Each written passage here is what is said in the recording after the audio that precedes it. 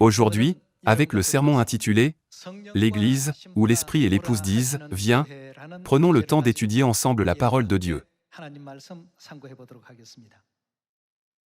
Il n'est jamais exagéré de dire que les 66 livres de la Bible sont écrits comme des prophéties. Parmi eux, dans Apocalypse chapitre 22, l'apôtre Jean a reçu la révélation suivante sur l'île de Patmos. Il a vu que dans la dernière époque, il y aura une église où l'Esprit et l'Épouse rassembleront toute l'humanité. Si nous n'allons pas à l'église où l'Esprit et l'Épouse disent « Viens », nous ne pouvons pas recevoir l'eau de la vie. Par conséquent, afin de recevoir les paroles de l'eau de la vie, nous devons chercher l'Esprit et l'Épouse. Aujourd'hui, découvrons quel genre d'église est celle où l'Esprit et l'Épouse disent « Viens ».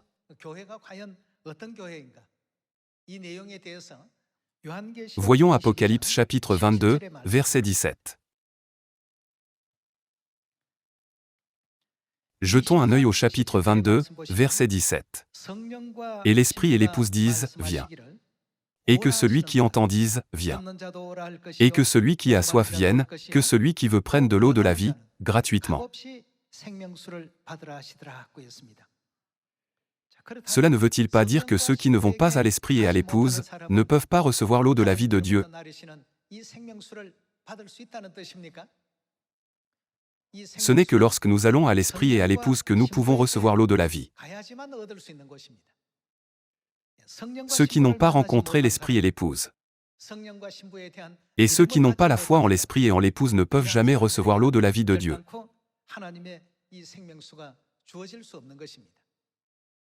Veuillez prêter attention à la dernière demande sincère que Dieu a écrite dans le dernier chapitre de la Bible, dans Apocalypse chapitre 22. Qu'est-ce qui est écrit d'autre dans le verset 18? Je le déclare à quiconque entend les paroles de la prophétie de ce livre, en d'autres termes, je le déclare à quiconque entend les paroles de la prophétie de la Bible, si quelqu'un y ajoute quelque chose, que se passera-t-il si nous ajoutons quelque chose? Dieu le frappera des fléaux décrits dans ce livre.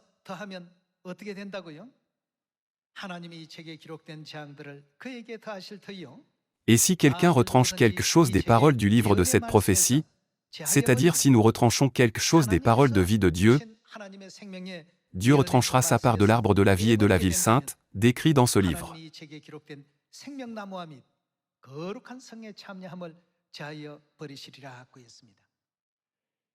Lorsque l'Esprit et l'Épouse disent « Que celui qui a soif vienne, que celui qui veut prenne de l'eau de la vie, gratuitement », quels avertissements suivent? N'ajoutez rien. Plus vous en ajoutez, plus vous recevrez de désastres. Recevoir des désastres signifie que nous ne pourrons jamais recevoir le salut. De plus, si quelqu'un retranche quelque chose des paroles, Dieu retranchera sa part du saint royaume des cieux. En d'autres termes, Dieu lui retranchera le droit d'entrer dans le royaume des cieux. Par conséquent, nous ne devons rien ajouter à la parole de Dieu ni rien en retrancher. Ne devrions-nous pas avoir une compréhension correcte de l'Esprit et de l'Épouse qui disent « Venez à moi, et recevez l'eau de la vie », afin d'aller à eux et de demander la parole de vie?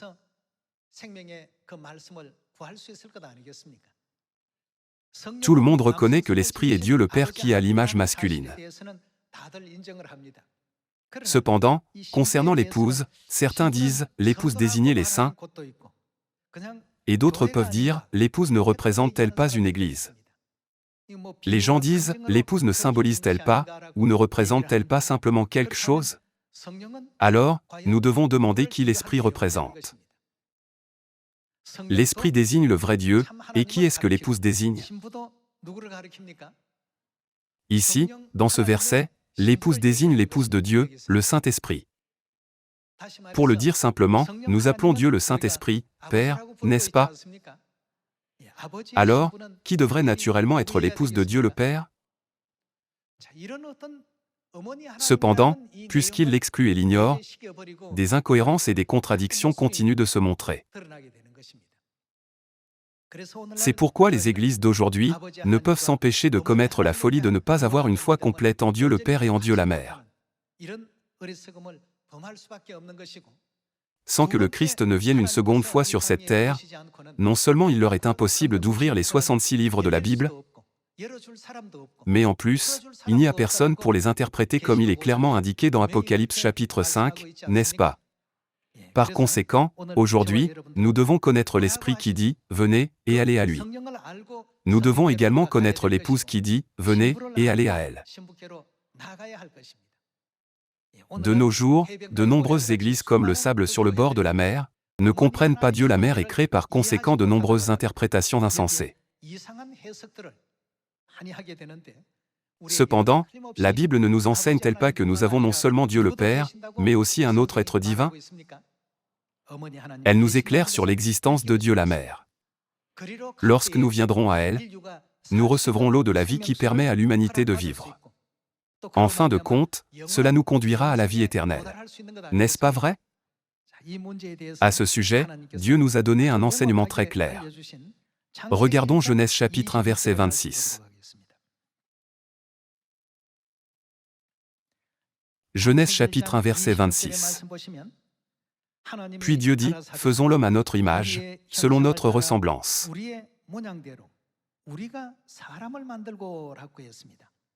En termes simples, le mot « faire » a la même signification que le mot « créer ». Dieu a fait les cieux, la terre, et la mer, et tout ce qui y est contenu en 6 jours, et le 6e jour, Dieu a prononcé ces paroles. « Faisons l'homme à notre image, selon notre ressemblance. »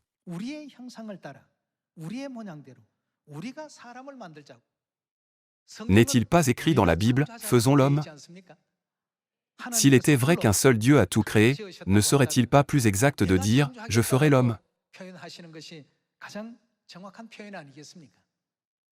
Cependant, lorsque Dieu a fait l'homme, Dieu a dit « Faisons l'homme ». Lisons à nouveau le verset. Puis Dieu dit « Faisons l'homme ». Dieu a-t-il dit « Je ferai l'homme » ou « Laissez-moi faire l'homme » ? Dieu a dit « Faisons l'homme ». Qu'a-t-il dit ensuite ?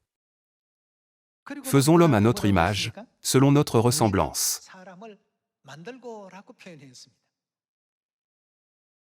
Frères et sœurs, le terme « nous » et « notre » se répète à plusieurs reprises. Nous devons prêter attention à ces expressions. Dieu est-il celui qui ne connaît pas la différence entre le singulier « je » et le pluriel « nous » ? Non, il le sait. Pourtant, Dieu ne l'a pas exprimé comme « je ferai l'homme » ou « laissez-moi créer l'homme ». Faisons l'homme à notre image, selon notre ressemblance. Frères et sœurs, Dieu ne fait aucune erreur. Comment pouvons-nous dire que c'est une erreur? Que dit la Bible dans Apocalypse chapitre 22, verset 18? Il est écrit que nous ne devons jamais rien ajouter à la Bible, ni rien en retrancher. Lorsque nous regardons les prophéties de Dieu telles qu'elles sont, sans rien y ajouter ni rien en retrancher, nous pouvons confirmer que Dieu existe sous la forme plurielle, nous, au lieu de la forme singulière, je. Voyons à nouveau le verset 26. Puis Dieu dit, « Faisons l'homme à notre image, selon notre ressemblance, et qu'il domine sur les poissons de la mer, sur les oiseaux du ciel, sur le bétail, sur toute la terre, et sur tous les reptiles qui rampent sur la terre. » Dieu créa l'homme à son image, il le créa à l'image de Dieu, il créa, qui est ce que Dieu créa? L'homme et la femme. Dieu a dit, « Faisons l'homme à notre image » et a créé l'homme et la femme.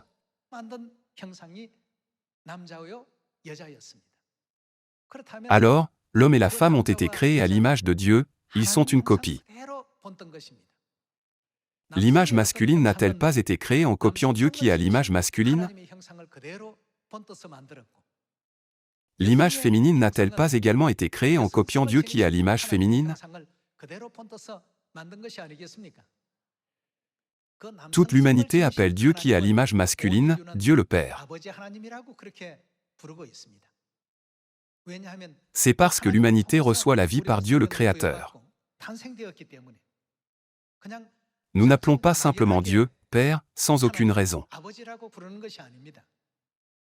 Alors, bien sûr, Dieu de l'image féminine devrait être appelé Dieu la Mère. Alors, qu'est-il dit dans Apocalypse chapitre 22 ?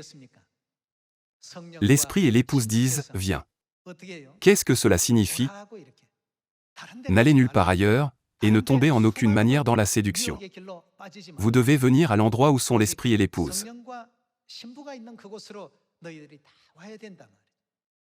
Il est écrit, l'Esprit et l'épouse disent « Viens ». Lorsque l'humanité va à l'endroit où Dieu le Père et Dieu la Mère demeurent, elle peut recevoir la vie éternelle et le royaume des cieux qu'elle désire tous.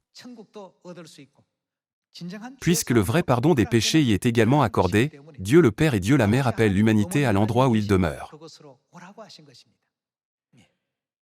Cependant, aujourd'hui, bien que la Bible nous enseigne Dieu en tant que nous, les gens croient toujours qu'il n'y a qu'un seul Dieu.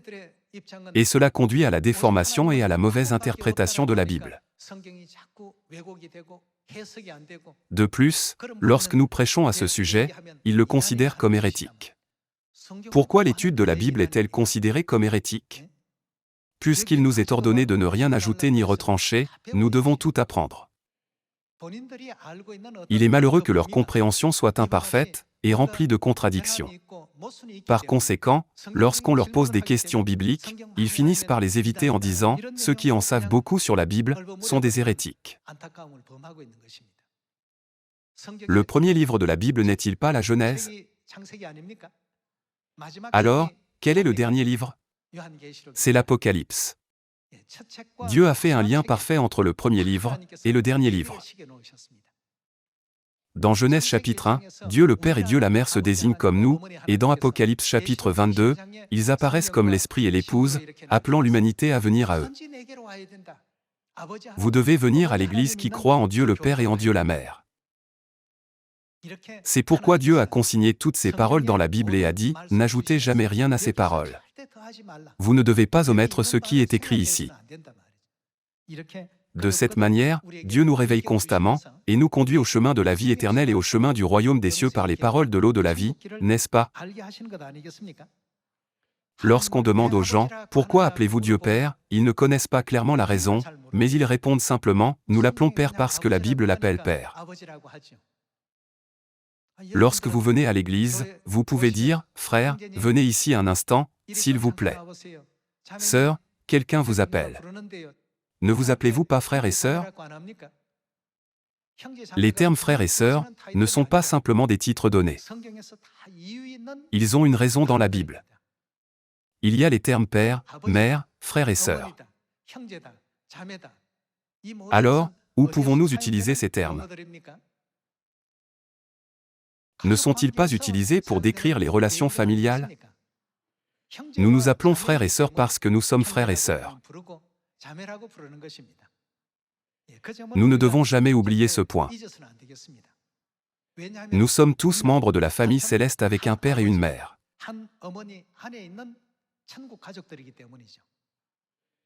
Alors, ces enseignements sont-ils les doctrines instituées par l'Église de Dieu ?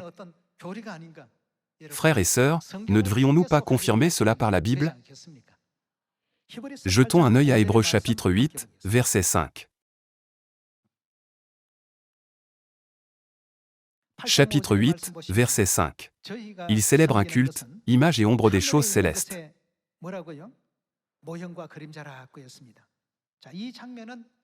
Cela explique la scène où Moïse a vu le temple de Jérusalem céleste, et a construit le tabernacle sur la terre, d'après le modèle qui lui a été montré sur la montagne.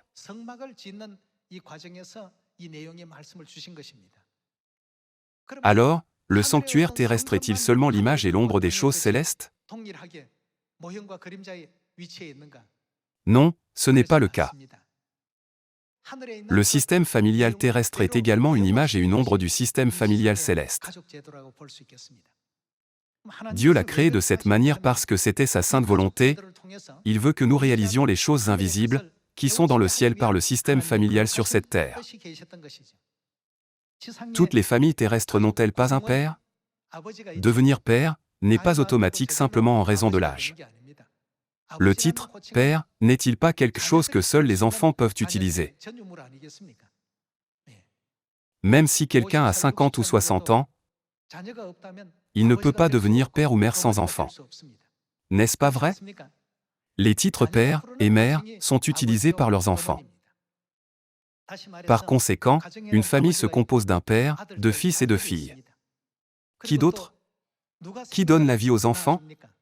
Il doit sans aucun doute y avoir une mère. Jetons un œil à Hébreux chapitre 12. Voyons le verset 8.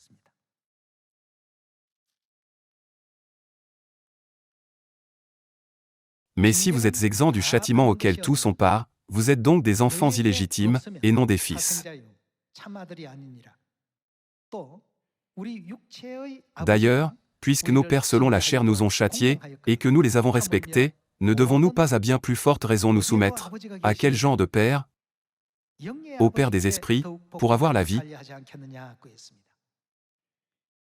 Comme nous avons nos pères physiques dans notre famille physique, qui est là dans la famille céleste? La Bible nous éveille clairement au fait que Père céleste existe certainement. Lorsque nous irons dans le royaume de Dieu, nous pourrons voir l'apparence originale de Dieu le Père et de Dieu la Mère qui ont dit dans Genèse chapitre 1, « Faisons l'homme à notre image ».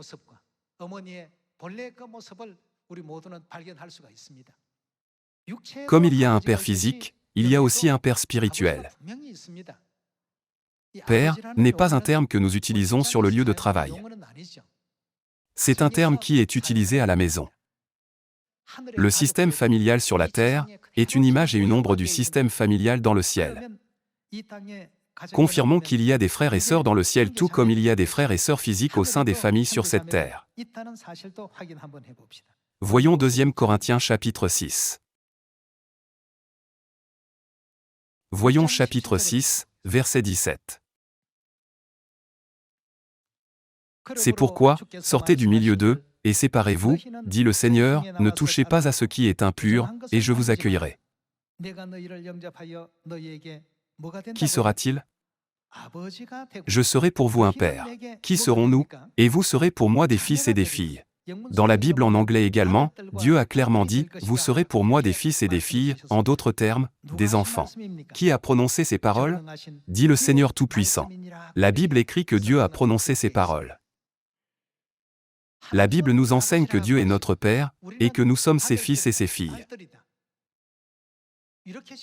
Il est écrit que le Seigneur Tout-Puissant nous a donné ces paroles. Comme il y a des pères, des fils et des filles sur cette terre, il y a aussi le Père spirituel, des fils spirituels et des filles spirituelles dans le ciel. C'est pourquoi nous nous appelons frères et sœurs lorsque nous venons à l'Église.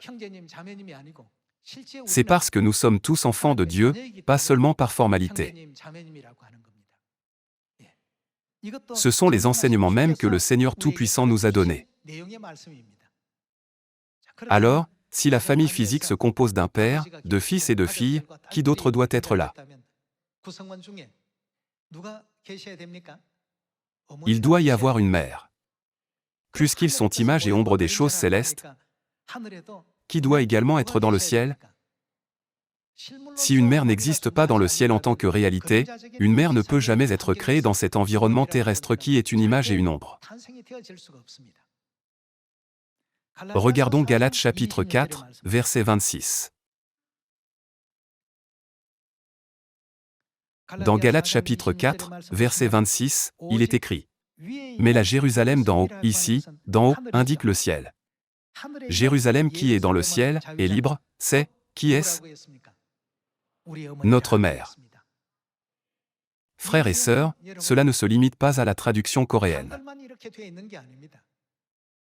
C'est écrit comme cela dans la Bible originale grecque, dans la Bible en anglais, dans la Bible en arabe, et dans la Bible en français. Il est écrit ainsi dans toutes les versions de la Bible. Qui la Bible montre-t-elle clairement que nous avons? La Bible nous montre que nous avons Mère Céleste. Cependant, les églises d'aujourd'hui insistent, l'Église qui croit en Dieu la Mère, est hérétique et étrange. Frères et sœurs, selon les enseignements de la Bible, ceux qui ajoutent quelque chose à la Bible recevront des désastres, Et qu'arrivera-t-il à ceux qui retranchent quelque chose de la Bible? Renier Dieu la mère écrite dans la Bible est un acte de renier la parole de Dieu. Par conséquent, Dieu leur fera perdre leur privilège d'entrer dans le royaume des cieux. Ils traitent la parole de vérité avec trop de légèreté et de négligence. C'est pourquoi ils se détournent de la vérité que la Bible enseigne à l'humanité. Le fait que la mère spirituelle existe clairement dans la Bible est évident. Est-il si difficile de comprendre le mot « notre mère » ? Ici, dans ce verset, il est écrit « La Jérusalem d'en haut est libre, c'est notre mère ». Et la révélation écrite par l'apôtre Jean est liée à cette Jérusalem. Confirmons cela à travers Apocalypse chapitre 19.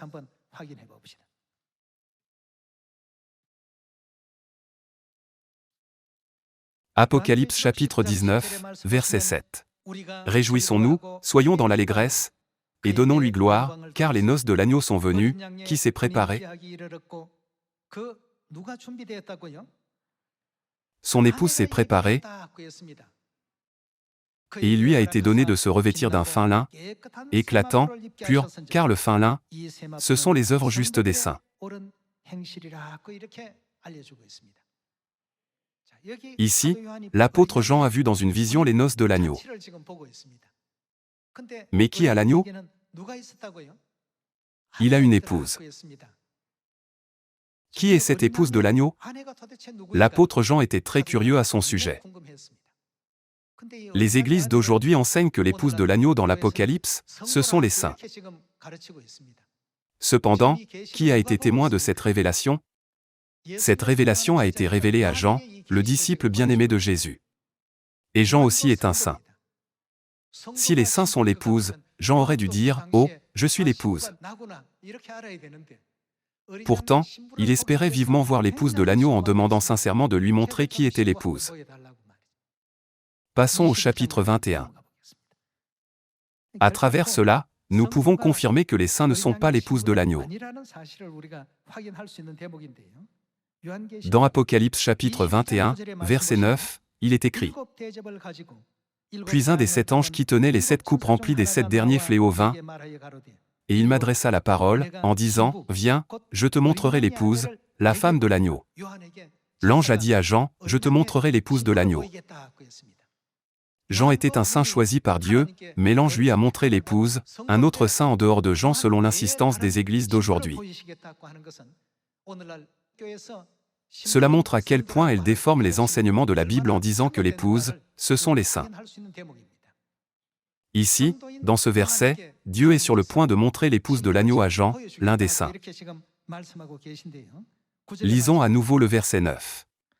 Puis un des 7 anges qui tenait les 7 coupes remplies des 7 derniers fléaux vint, et il m'adressa la parole, en disant, « Viens, je te montrerai l'épouse, la femme de l'agneau. » Il me transporta en esprit sur une grande et haute montagne. Et il me montra, qui lui montra-t-il, la ville sainte, Jérusalem, qui descendait du ciel d'auprès de Dieu, ayant la gloire de Dieu. L'agneau a certainement une épouse, une femme. Ici, il est dit « l'épouse, la femme de l'agneau », et dans Apocalypse chapitre 22, il est dit « l'esprit et l'épouse ». Il signifie la même chose. N'est-ce pas vrai? Dieu nous fait connaître le même message en l'exprimant d'une manière différente. L'ange a dit à Jean, « Je te montrerai l'épouse », et lui a montré la Jérusalem qui descendait du ciel. Dans Galates chapitre 4 verset 26, la Jérusalem qui descend d'en haut est mentionnée. La Jérusalem qui est dans le ciel est libre, et qui est-elle? Il est écrit, elle est notre mère. Ainsi, l'Esprit représente Dieu le Père qui est à l'image masculine, et l'épouse désigne Dieu la mère qui est à l'image féminine. En cette époque, toute l'humanité doit courir à l'endroit où Dieu le Père et Dieu la Mère l'appellent. Où sont Dieu le Père et Dieu la Mère? Nous devons savoir où ils sont afin d'aller à eux, n'est-ce pas? Où Dieu sera-t-il dans les derniers jours? Il est écrit que Dieu sera à Sion. Voyons cette scène ensemble. Voyons Psaume chapitre 132. Dans Psaume chapitre 132, verset 13, il est écrit: Oui, l'Éternel a choisi Sion, il l'a désiré pour... Pourquoi l'a-t-il désiré? Sa demeure. En termes simples, Dieu a choisi Sion comme sa maison. Il l'a désiré pour sa demeure, c'est mon lieu de repos. Y demeurera-t-il seulement pour un temps? C'est mon lieu de repos à toujours, j'y habiterai, car je l'ai désiré. Puisque Dieu a choisi Sion, et l'a voulu et désiré pour sa demeure, naturellement, où l'Esprit et l'Épouse demeurent-ils? Ils demeurent à Sion. Par conséquent, que pouvons-nous recevoir lorsque nous allons à Sion? Nous pouvons recevoir la vie éternelle. Ce n'est que lorsque nous allons à Sion que nous pouvons recevoir le pardon des péchés et le salut. Est-ce grâce à qui? Qui y demeure? Quel Dieu demeure là-bas? Sion est l'endroit où Dieu le Père et Dieu la Mère demeurent. En allant à l'endroit où l'Esprit et l'Épouse nous disent de venir, nous devons être ceux qui peuvent faire la volonté de Dieu et accomplir la prophétie de Dieu. Voyons à nouveau le verset 13. Oui, l'Éternel a choisi Sion, il l'a désiré pour sa demeure, c'est mon lieu de repos à toujours, j'y habiterai, car je l'ai désiré. Je bénirai sa nourriture, je rassasierai de pain ses indigents, je revêtirai de salut ses sacrificateurs, et ses fidèles pousseront des cris de joie. Là j'élèverai la puissance de David, je préparerai une lampe à mon oint, je revêtirai de honte ses ennemis, et sur lui brillera sa couronne. Sion est vraiment pleine de grâce. Dieu a choisi Sion et lui a non seulement accordé la bénédiction du salut, mais il a également promis d'accorder la vie éternelle. Il n'y a pas d'autre endroit où la vie éternelle est promise. Passons au psaume chapitre 133. Psaume chapitre 133. Voici, oh, qu'il est agréable, qu'il est doux pour des frères de demeurer ensemble. C'est comme l'huile précieuse qui, répandue sur la tête, descend sur la barbe d'Aaron, qui descend sur le bord de ses vêtements. C'est comme la rosée de l'Hermon, qui descend sur les montagnes de Sion, car c'est là, c'est où? À Sion, que l'Éternel envoie la bénédiction. Quelle bénédiction envoie-t-il? La vie, pour l'éternité. Dieu promet également de donner la bénédiction de la vie éternelle à Sion, sa demeure. Lorsque nous allons à Sion, qui devons-nous rencontrer? Lorsque nous rencontrons Dieu le Père et Dieu la Mère à Sion, nous pouvons recevoir la grâce du salut, le pardon des péchés et la bénédiction de la vie éternelle, ce que Dieu a préparé pour nous. Dans les églises d'aujourd'hui, des enseignements vraiment absurdes et faux sont répandus. La Bible n'est pas quelque chose qui peut être comprise ou déchiffrée par la sagesse et la connaissance humaine. Dans Apocalypse chapitre 5, il est écrit que le rejeton de David a vaincu pour ouvrir le livre et ses 7 sceaux. N'est-il pas prophétisé que ce n'est pas quelque chose que n'importe qui peut faire? Alors, quel genre d'église est l'église à laquelle l'Esprit et l'Épouse disent à l'humanité de venir? L'église de Dieu, société de la mission mondiale, est l'église où Dieu le Père et Dieu la Mère demeurent, appelant toute l'humanité à venir recevoir la vie éternelle, le salut et le ciel. Nous avons reçu Dieu le Père, et marchons sur le chemin de la foi sous les enseignements de Dieu la Mère. Demandons constamment à Dieu de combler nos lacunes par le Saint-Esprit. Si nous pensons que nous nous sommes égarés ou que nous avons pris le mauvais chemin dans la vie, cherchons Dieu pour qu'il corrige nos erreurs, et demandons qu'il nous guide pour qu'il nous ramène sur le chemin de la justice, afin que nous ne perdions jamais le royaume éternel des cieux. J'espère que tous les membres de notre famille céleste pourront le faire. Nous croyons en Dieu le Père et en Dieu la Mère parce que nous sommes les enfants de la promesse, qui ont la promesse de la vie éternelle. En espérant que tous les membres de notre famille céleste suivront Dieu la Mère et entreront dans le royaume éternel des cieux, j'aimerais conclure le sermon d'aujourd'hui. Merci beaucoup.